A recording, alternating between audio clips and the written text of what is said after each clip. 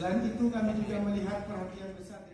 Pandemi di Indonesia sampai saat ini memang belum usai. Namun kasus positif COVID-19 cenderung turun beberapa bulan terakhir ini.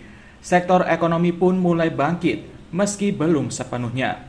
Gubernur DKI Jakarta Anies Rashid Baswedan yang datang ke Jawa Timur berbagi rahasia dalam menangani dan mengatasi COVID-19, khususnya dari pemulihan sektor ekonomi. Dalam acara Forum Diskusi Indonesia yang digelar di salah satu hotel di Surabaya dengan tema Peluang dan Tantangan Ekonomi Indonesia di Masa Pandemi, menelisik pertumbuhan investasi dan laju ekonomi dari perspektif pemerintah daerah. Anies menuturkan, pemulihan sektor ekonomi ini perlu dilakukan agar masyarakat bisa kembali berkegiatan. Pemulihan ekonomi juga dilakukan bagi rumah tangga yang penghasilannya dari usaha mikro kecil atau UKM agar bisa tumbuh dan bergerak. Begini, masa pandemi ini masih berlangsung, tetapi kondisi sudah lebih terkendali.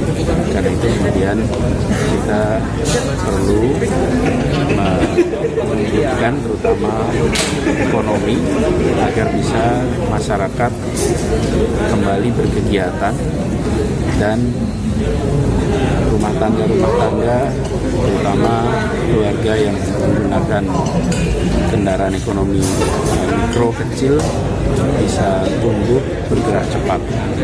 Jadi kami cerita pengalaman kami di DKI dengan memberikan kepada pelaku ekonomi mikro dan kecil rangsangan agar mereka bisa memanfaatkan pasar yang tumbuh di Jakarta.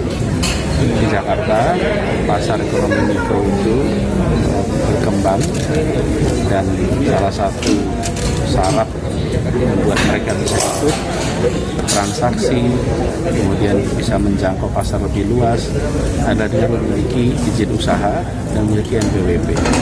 Karena itulah tadi saya ceritakan bagaimana di Jakarta sebelum pandemi usaha mikro yang mendapatkan izin itu ada 28.000. Lebih lanjut, Anies bercerita, kondisi Jakarta sebelum pandemi, usaha mikro di Jakarta yang mendapat izin ada 28.000 UKM.